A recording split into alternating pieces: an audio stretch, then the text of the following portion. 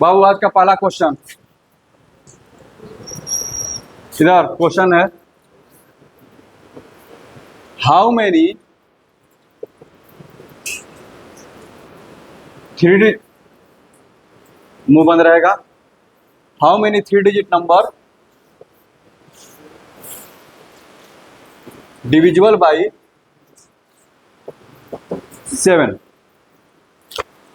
7 से टोटल कितने जो है 3 डिजिट नंबर जो है डिविजिबल है, ऐसा क्वेश्चन है।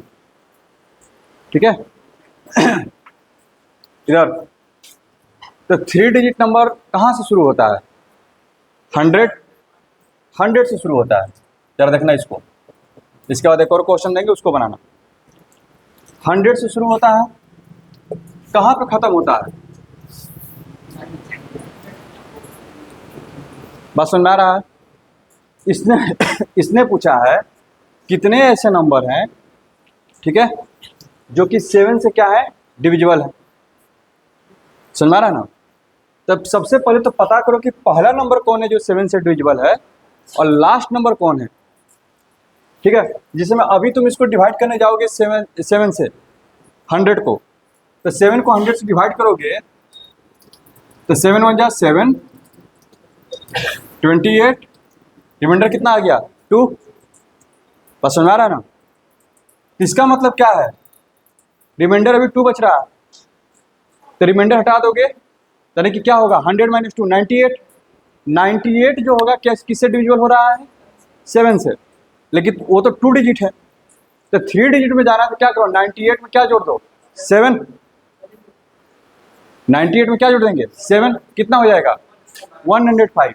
यानी कि पहला नंबर जो मिलेगा जो कि 7 से डिविजिबल है वो कौन होगा 105। फिर अगला कौन होगा 112। अब तो 7 जोड़ते जाओ ना, 7 से डिविजिबल का मतलब 7 का पढ़ा पढ़ते जाओ सारे नंबर। ठीक है, यहाँ देखो अगला क्या आएगा, फिर क्या आएगा। अब जरा लास्ट से पता कर लेते हैं कौन है। ठीक है, यहाँ देखो 7 से डिवाइड करो किसको 999 को, कितना बार में 7 1 जा 7, 7 4 जा 28, 7 7 2 जा कितना 14, रिमाइंडर कितना बचा 5। यानी कि इसमें से अगर 5 घटा दें तो नंबर मिल जाएगा, वो नंबर क्या होगा 994।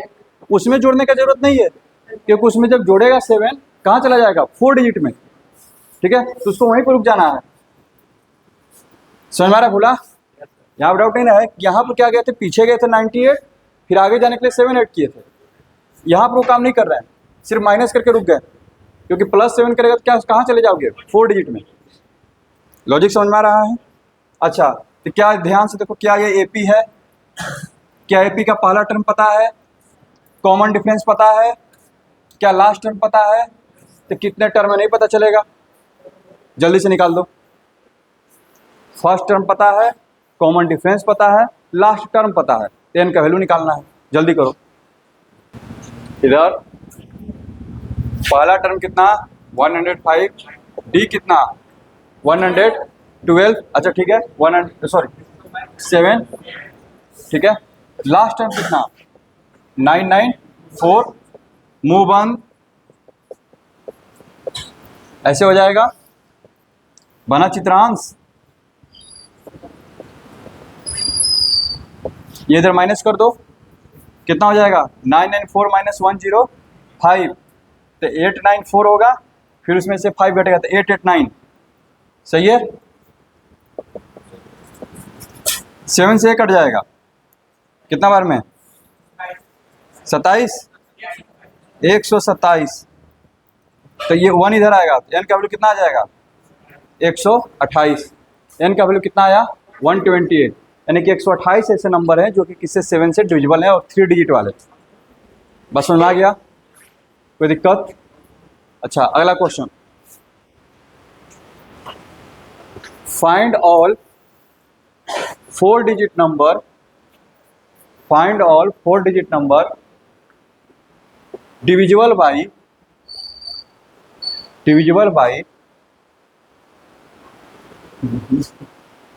दे देते हैं 11। Find all 4 digit number divisible by 11।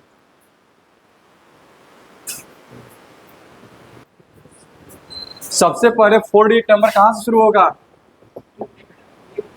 और कहां पे खत्म होगा, इसमें तो डाउट नहीं होना चाहिए।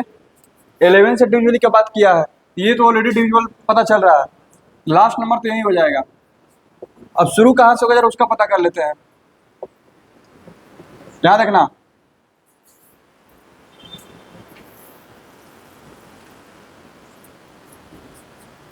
दस ही बज रहा है जी। 11 9 99। इधर एक और रहता तो काम हो जाता। -10 करोगे फिर क्या करना होगा, +11, यानी कि इसी में क्या करो +1 कर दो, 1001। कोई दिक्कत, पहला नंबर क्या बन रहा है, समझ आ रहा है। इधर अगला नंबर क्या होगा, 1000। ठीक है, अब लगा दो एपी का फॉर्मूला। इधर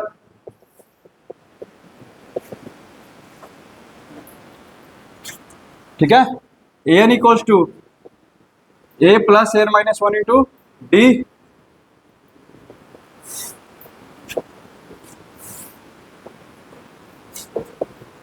माइनस करो,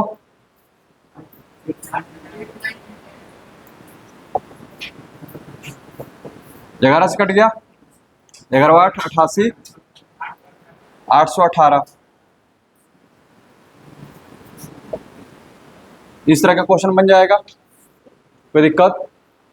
अच्छा, इसका शॉर्टकट भी है, लेकिन उसको जो है तुम एग्जाम में यूज नहीं कर सकते हो, ठीक है, ऑब्जेक्टिव के लिए।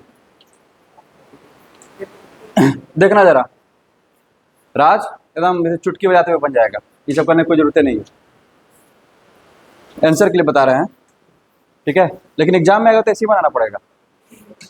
यहाँ पे देखो, उसने पूछा है 4 डिजिट में कितने नंबर है जो कि 11 से डिविजिबल है, यही ना, ठीक है। हमें 1000 से लेकर 999 तक लिख लिए, ये टोटल कितने नंबर है, ये टोटल कितने नंबर है। अरे शुरू से लिखते, मान लो 1 से लिखते तो 9999 नंबर है। कितना को माइन हटा चुके हैं, 999 को, तो टोटल नंबर कितने हैं, 9999 में से 999 घटा दो, 9000 है। टोटल कितने नंबर है, 9000। कोई दिक्कत, हमारे पास टोटल 9000 नंबर है। हमको इसमें से पता करना है कितने 11 से डिविजिबल है। हमारे पास टोटल कितने नंबर है, 9000। हमको पता करना है कितने 11 से डिविजिबल है, समझे बात को। तो जो 11 से डिविजिबल हैं उनकी खासियत क्या होगी। फॉर एग्जाम्पल यहाँ देखो, मान लो कि इधर हम 3 से डिविजिबिलिटी की बात करते हैं, तुम कहीं से भी नंबर लिखना शुरू करो, 4 5 6 लिखें, 3 नंबर लिखें, एक नंबर इसमें आ गया कि नहीं जो कि डिविजिबल है 3 से। 11 12 13 लिखो, कोई भी 3 नंबर लिखोगे तो एक नंबर फिक्स है कि आएगा जो कि क्या होगा, 3 से डिविजिबल होगा। अगर 4 से डिविजिबिलिटी का बात करना है, कोई भी 4 नंबर लिखो तो एक नंबर फिक्स है कि उसमें से क्या होगा, 4 से डिविजिबल होगा। बात समझ आ रहा है ना, कहीं से भी तुम 4 नंबर उठा लो, ठीक है। और मान लो कि हमको चेक करना है 6 से डिविजिबिलिटी का, अगर कोई भी 6 को नंबर लगातार लिख दिए, क्या उसमें से एक नंबर 6 से डिविजिबल होगा, एग्री कर रहे हो इस बात पे। अगर 6 को नंबर लिखेंगे लगातार तो फिक्स है, क्योंकि 6 से डिविजिबल जो होता है वो 6 के डिफरेंस पर आता है, 6 12 13 18 24 ऐसे ना आता है। तो फिक्स है कि तुम 4 नंबर लिखोगे, उसमें एक नंबर क्या होगा, 6 नंबर लिखोगे, ठीक है, तो एक नंबर क्या होगा, 6 से डिविजिबल होगा ही। 3 नंबर 3 का अगर जोड़ा बनाओगे तो एक नंबर 3 से डिविजिबल होगा ही, एग्री कर रहे हो। 10 का बनाओगे तो एक नंबर 10 से डिविजिबल होगा ही, कोई दिक्कत। हमारे पास 9000 नंबर है लगातार, हमको ये पता करना है कि 11 से कितने डिविजिबल है। तो हम क्या करेंगे, 11 11 का पेयर बना देंगे, हर एक 11 में एक नंबर होगा जो कि 11 से डिविजिबल होगा। हर एक 11 में एक नंबर होगा जो क्या होगा, 11 से डिविजिबल होगा। एग्री कर रहे हो? बस इसको 11 से भाग दे दो ना, कितना हो जाएगा? 11 8 88, ठीक है, 20, 11 कम 11, और कुछ फ्रैक्शन बचेगा, उससे मतलब नहीं है। जो इंटीजर आएगा वो आपका क्या है, वही आंसर है। जो फ्रैक्शन में जो डिवाइड करने का जो बचेगा रिमाइंडर रिमाइंडर, उससे मतलब नहीं है। जो तुम्हारा क्वोशिएंट आ रहा है वही क्या है, आंसर है। यहां पर भी अप्लाई करके देखो, 100 से लेकर 999 तुमने कितने नंबर को हटा दिया है, 99। तो टोटल नंबर कितने हैं, 900। तुम ये पता करना चाहते हो कितने 7 से डिविजिबल हैं, 900 में 7 से भाग दे दो, क्योंकि हर एक 7 के पेयर में एक नंबर मिलेगा जो कि क्या होगा, 7 से डिविजिबल होगा। देखना, 7 एकम 7, 20, 7 दुना के 7 8 है, इसको हटाइए, 128 आंसर। समझ आया? लेकिन इसको एग्जाम में नहीं यूज कर सकते। आए बोलो बोलो पार्थ, क्या डाउट है? क्या 2 और 4 वाले में मतलब क्या बोल रहे हो? तो 2 वाले में दो दो का पेयर बनाएंगे ना, ठीक है। हर एक 2 नंबर में एक नंबर क्या होगा, 2 से डिविजिबल होगा, तो उसमें 2 से डिवाइड कर रहे हैं। 7 से डिवाइड करने का मतलब क्या है कि हम जितने भी नंबर है, 7 से डिवाइड करने का मतलब क्या है, जितने भी नंबर है उसको हम 7-7 के ग्रुप में बांट रहे हैं, और हमको पता है कि एक ग्रुप पे एक ही नंबर मिलेगा जो 7 से डिविजिबल होगा। तो हम ये पता करेंगे कितने ग्रुप बन रहे हैं, जितने ग्रुप बनेंगे उतने नंबर मिलेंगे। 11 से डिवाइड करने का मतलब क्या है कि हम 11 का ग्रुप बना रहे हैं, ठीक है। जितना ग्रुप बनेगा हर एक ग्रुप में एक नंबर मिले रहेगा जो कि किससे डिविजिबल होगा, 11 से, और जितना ग्रुप बनेगा उतने नंबर मिलेंगे, क्योंकि हर एक ग्रुप में एक ही नंबर है। इसलिए हम यहाँ पे क्या किए, 11 से डिवाइड कर दिए, ठीक है। पता कर लिए कितने नंबर है, उसमें 11 से डिवाइड कर दिए। समझ आ गया? कोई दिक्कत? ये सब आगे चल करके कंपटीशनों के लिए यूज होता है, ठीक है। क्या हुआ, क्या कर रहा है? चलो आगे बढ़ते हैं। क्या दिक्कत है बोलो? क्या डिवाइड करो तो तब नहीं तो यहाँ पर गलती क्या होगा, इतना आएगा ही यार। 11 8 88 कितना आ गया,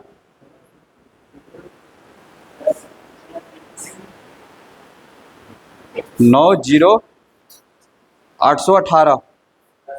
अच्छा, एक लास्ट नंबर जो कट रहा था ना, ये जो लास्ट नंबर है, लास्ट नंबर जो कट रहा था यहाँ पे सही है ना। लास्ट में जब एक नंबर कटता है तो उसको +1 करना पड़ता है।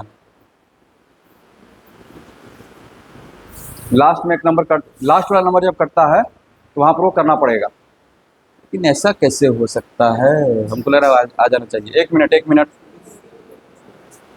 ये वाला आंसर सही है क्या, 819, ठीक है ना 90।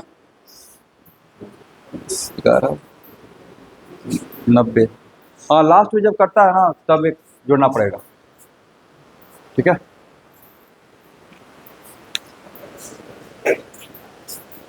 आगे बढ़ा जाए, अगला टाइप लिखना।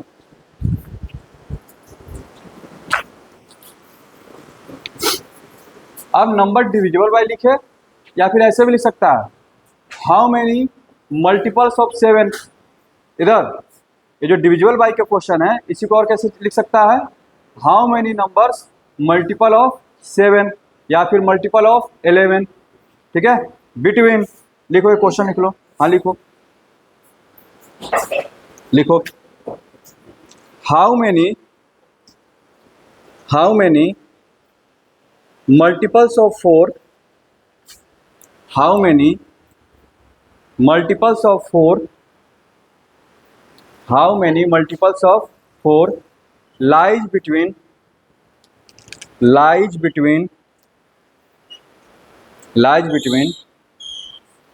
and 250, 10 and 250, हाँ 250, हाँ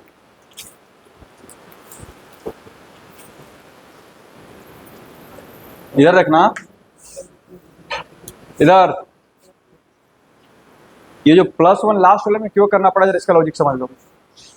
इधर राज, इधर देख, इसमें लास्ट में +1 क्यों करना पड़ा, क्योंकि लास्ट का नंबर डिविजिबल हो रहा है, ठीक है।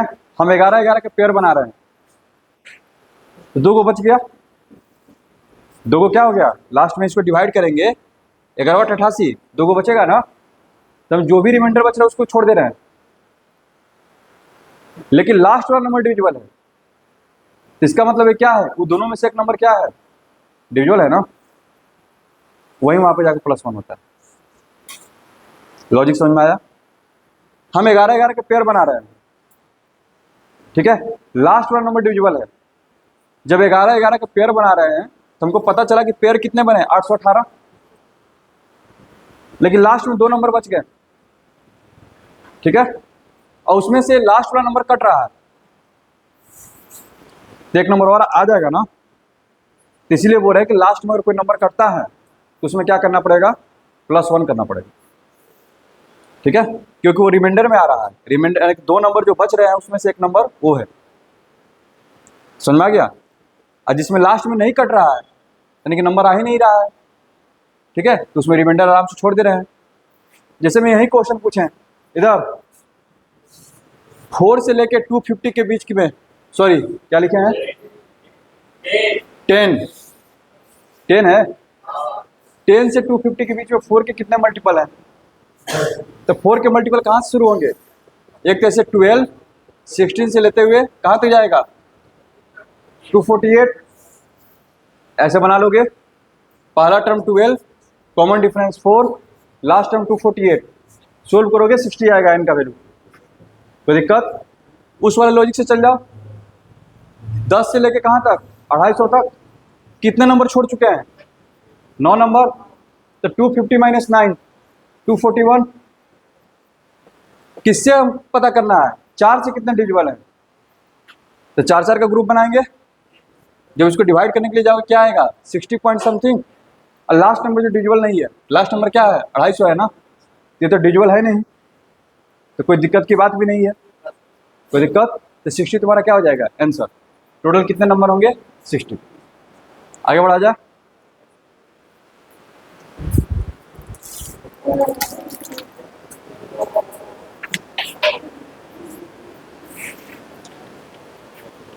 चलो लिखो अगला क्वेश्चन, लिखो, अब 2-3 वर्ड प्रॉब्लम है, वर्ड प्रॉब्लम को जल्दी से कर लेते हैं, क्वेश्चन लिखना, लिखो,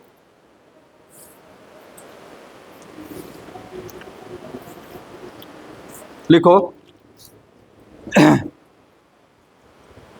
तन्वी, लिखो तन्वी, हाँ Tanvi joined her job, Tanvi joined her job in A company, Tanvi joined her job in A company in the year,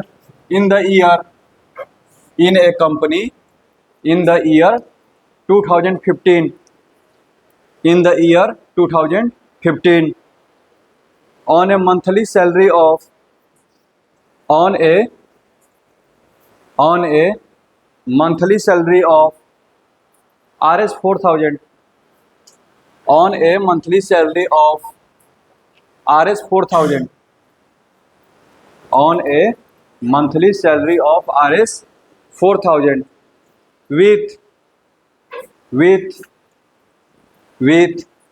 an annual increment, with an annual increment, with an annual increment of Rs, annual increment, increment समझते हो ना, बढ़ोतरी, with an annual increment of Rs 2500, with Rs 2500, full stop, full stop. In which year, in which year,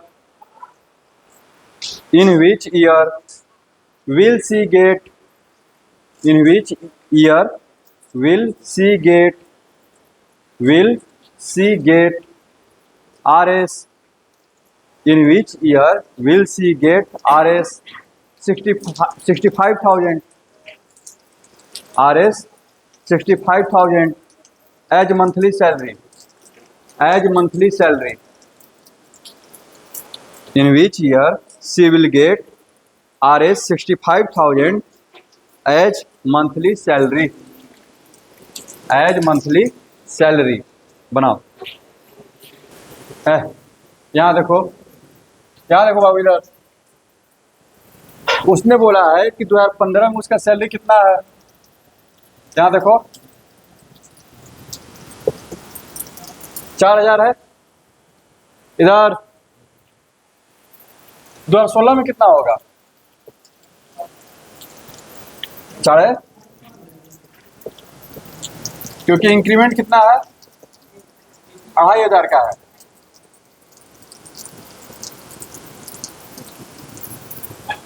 समझना बात को? यानी कि इधर देखना, 1 साल बाद उसका सैलरी कितना हो गया? 6,500। यहाँ देखना 2017 में जो होगा कितना हो जाएगा? 9,000 ना। कोई दिक्कत? तो सैलरी इस तरह से बढ़ रहा है। यहाँ देखो पहले 4,000 था,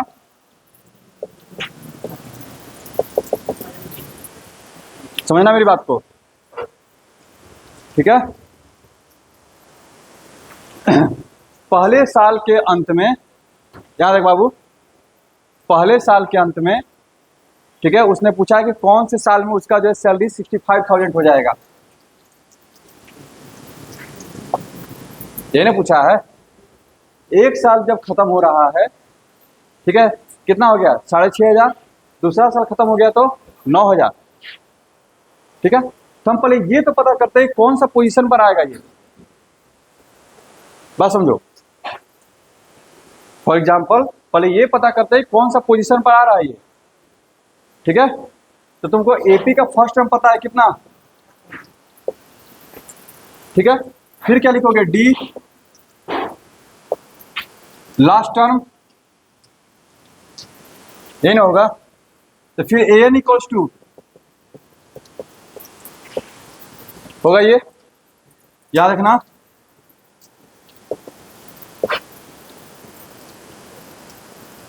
डी का वैल्यू कितना है? इसको माइनस करो, कितना? 63,000 हो गया। 61 में जी,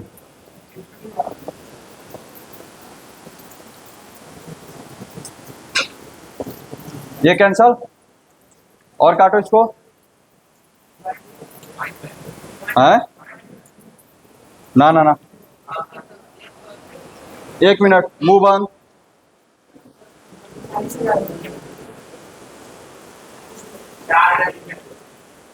40,000 दिया है। ओह,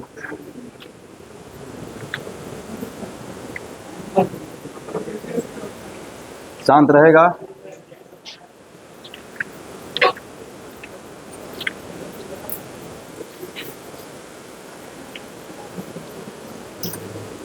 चालीस हजार है।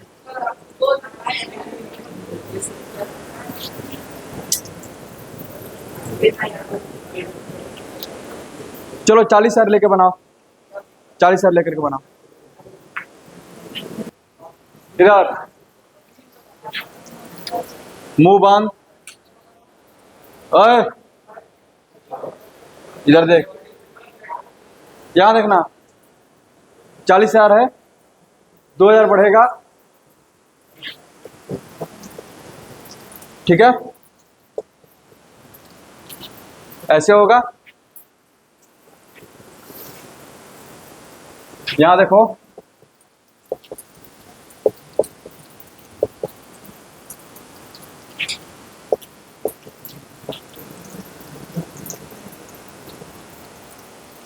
ऐसे हो जाएगा। यहां देखना, ये कितना हो जाएगा, 25,000।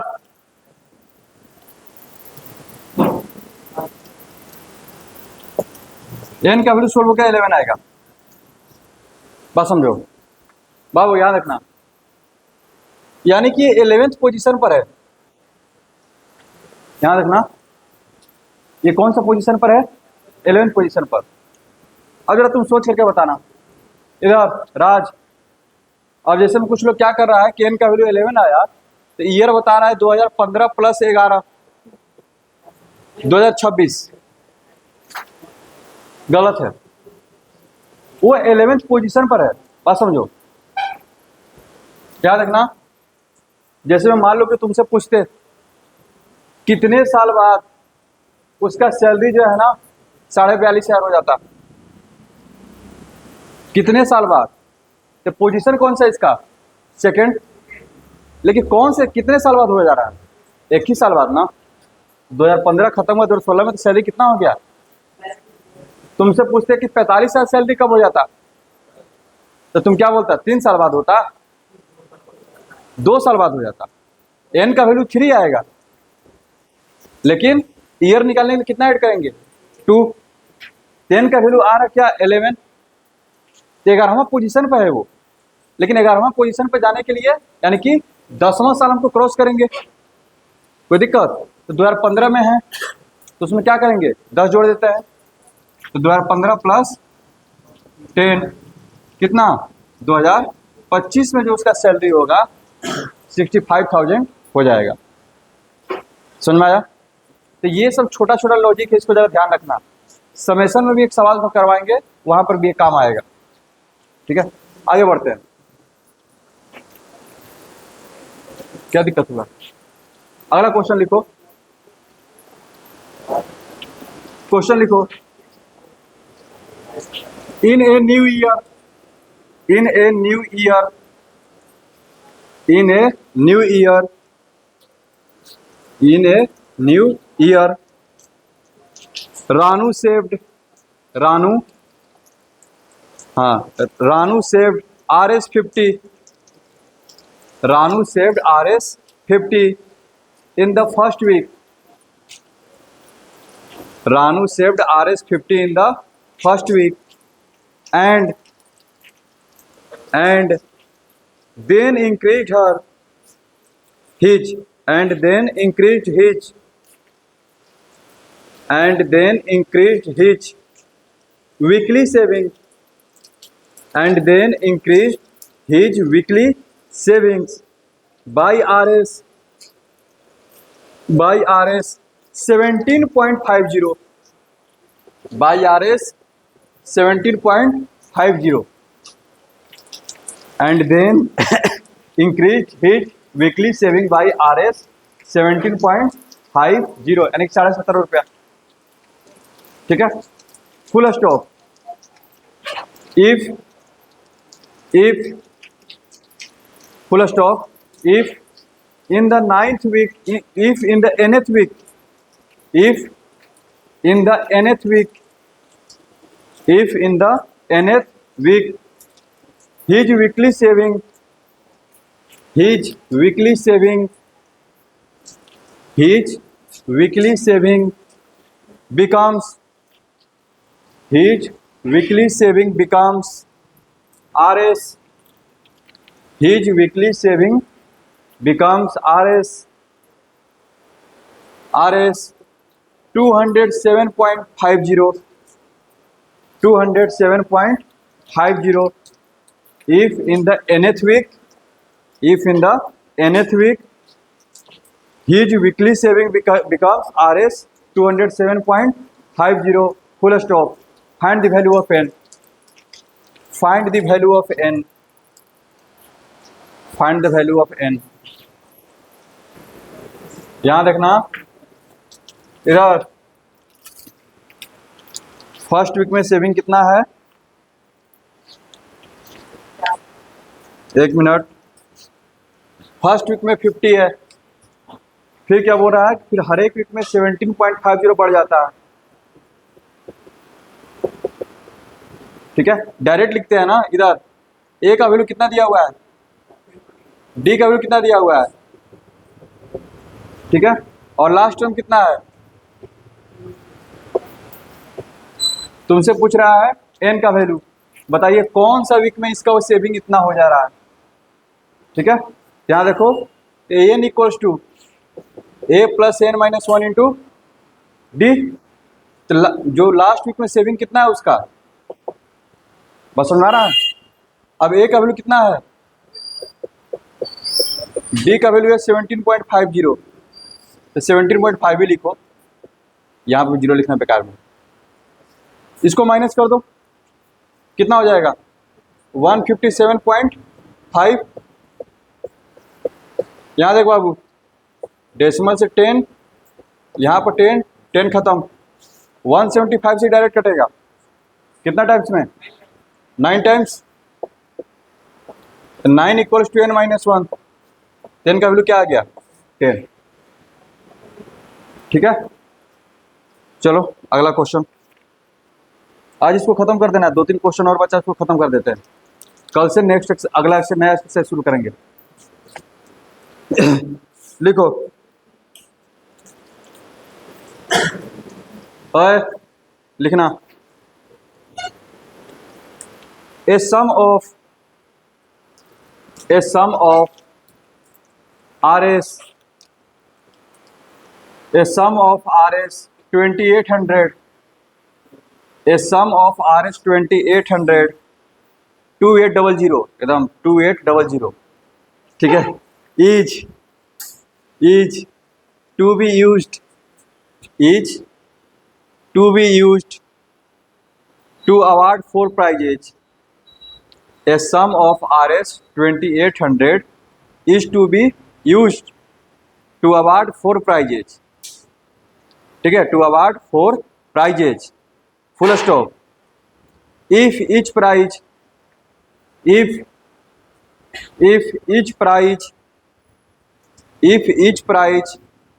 after the first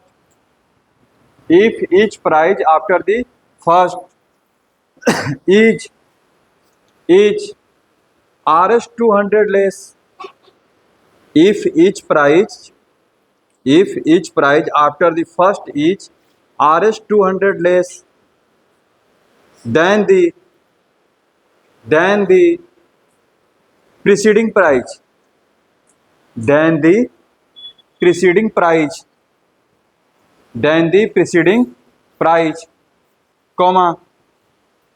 comma, find the value of each of the prizes. Find the value of each of the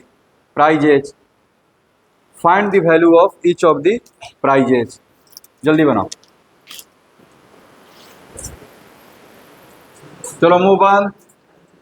इधर टोटल प्राइस कितना है 2800, उसको कितना पार्ट में बांटना है, 4 पार्ट में, और शर्त क्या है कि पहला वाला से बाकी सब क्या होगा 200 कम रहेगा, ये ना है। यहाँ देखो बाबू, इधर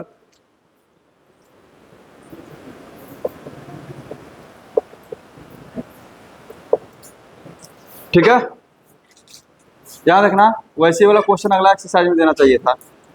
देखो मान लो कि पहला प्राइस ए रुपया है, तो दूसरा कितना होगा ए माइनस, तीसरा कितना होगा, इसमें से 200 और कम जाएगा, यानी कितना ए माइनस, फिर कोई दिक्कत, लेकिन इन सबका जोड़ कितना होगा 2800, कोई दिक्कत। यहाँ देखो ये अगला एक्सरसाइज का था, इसी यहाँ पर दे दिया है, तो कितना हो जाएगा 4a माइनस 1200, तो 4a equals to 4000, A equals to 1000, यानी कि पहला प्राइस कितना का होगा 1000 का, दूसरा 800, तीसरा 600, चौथा 400 का। समझ में आया? कोई दिक्कत? आगे बढ़ें, लिखो एक question.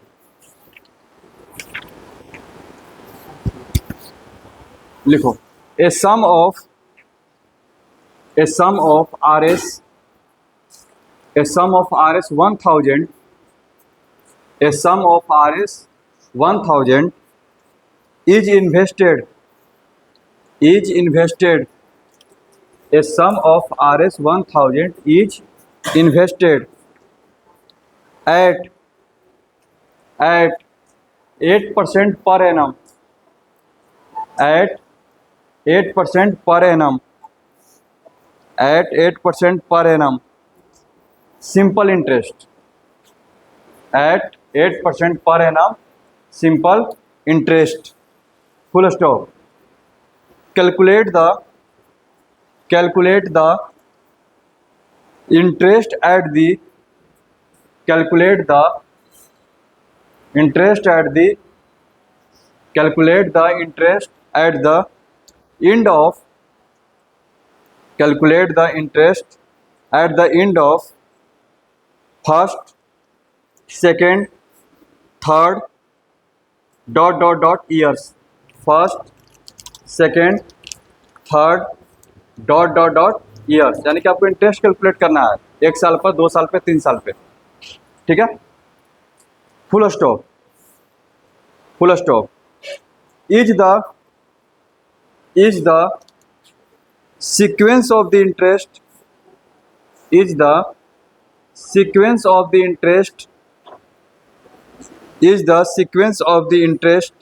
NAP, is the sequence of the interest NAP, यानी कि जब आप हर एक साल का जब इंटरेस्ट निकालिएगा तो एक सीक्वेंस बनेगा, तो आपको ये पता करना है क्या ये AP में है।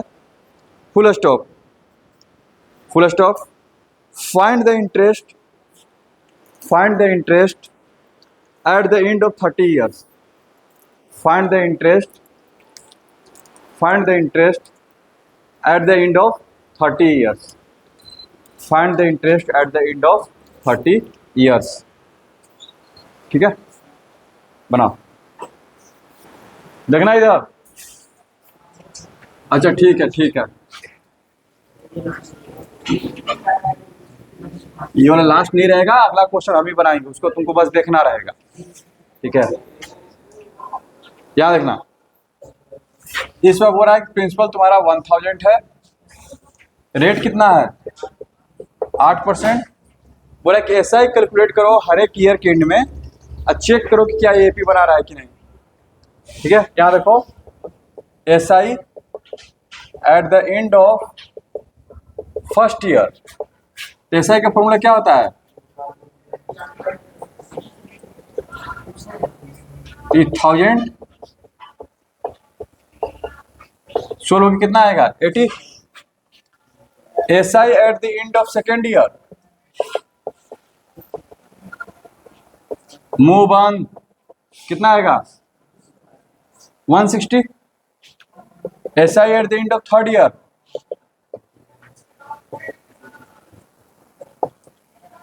कितना हो जाएगा?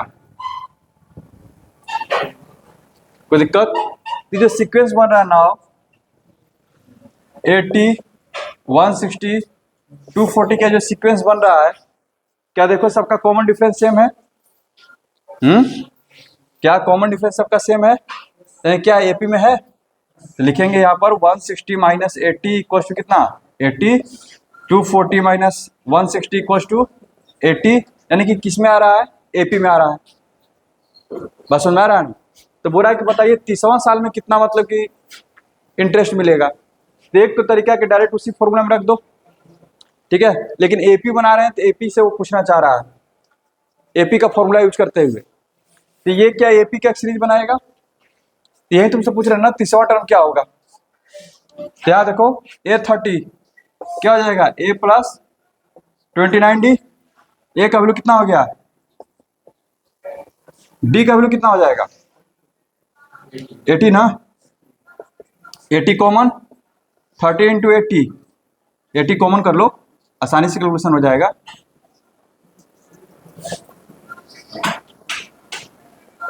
कितना आ जाएगा? 2400। ये चीज समझ में आया? तो वर्ड प्रॉब्लम एक तरह से खत्म हो गया।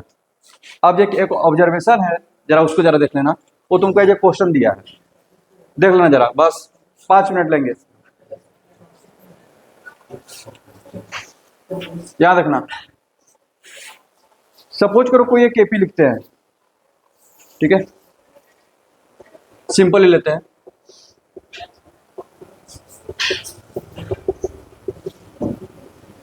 एटी लिखे, 80 से पहले क्या आएगा? 75, 75 से पहले क्या आएगा? Dot dot dot. याद रखना। अब जरा गौर करो, फर्स्ट और लास्ट का सम कितना है? 85। सेकेंड और सेकेंड लास्ट का सम 85। थर्ड और थर्ड लास्ट का सम आ रहा है ना? तो तुम्हारा क्वेश्चन यही बोला है कि अगर आपका फर्स्ट टर्म ए है, बोला है कि एपी है, उसका फर्स्ट टर्म ए है और लास्ट टर्म एल है। लास्ट टर्म कितना है? एल। तो प्रूफ करो कोई भी इक्वी डिस्टेंस टर्म है, इक्वी डिस्टेंस का मतलब जो आगे से तीसरा है तो पीछे से भी तीसरा, sum of equi distance term from first and last. Sum of, क्या पूछना चाह रहा है? Sum of equi distance term from first and last is equals to a plus l. कहीं से भी आगे से चौथा टर्म पीछे से चौथा टर्म को जोड़ेंगे तो क्या होगा? फर्स्ट और लास्ट के जोड़ के इक्वल होगा। आ रहा है क्या नहीं? फर्स्ट और लास्ट वाला कितना है? 85। सेकंड और सेकंड लास्ट 85। थर्ड और थर्ड लास्ट 85। इसी को प्रूफ कर देना, बस समझो। ये लोढ़ा तो फोर्थ इधर से लिखना, पीछे से पहले 65, पीछे से पहले लिखेगा तब तो 30 थोड़ा ना लेगा, ठीक है? यहां देखो, तो मान लेते हैं कि इधर से नंबर टर्म लिखते हैं, ठीक है? इधर देखो, नहीं तो एमओ टर्म लिखो ऐसे, एमएथ टर्म फ्रॉम फर्स्ट। आगे से एमओ टर्म क्या होगा? एम होगा। इसका फॉर्मूला क्या बनेगा? अब पीछे से एमओ टर्म का फॉर्मूला लिखते हैं, बताए हुए हैं एमएथ टर्म फ्रॉम एंड, ठीक है? तो उसको कैसे रिप्रेजेंट करते थे? L M. अब फॉर्मूला बताए थे एल एन का, L minus N minus 1 into D, minus हो जाता है, ये ना होगा। दोनों को जोड़ने के लिए बोला है, सो एम प्लस एल एम, यानी कि आगे से मोटर पीछे से क्या हो जाएगा? A plus m minus 1 into d, l minus m minus 1 into d, खत्म। यानी कि कहीं से भी टर्म जोड़ोगे वो क्या आएगा? ए प्लस एल ही आएगा। बस यही प्रूफ करना, हो गया। Now get lost.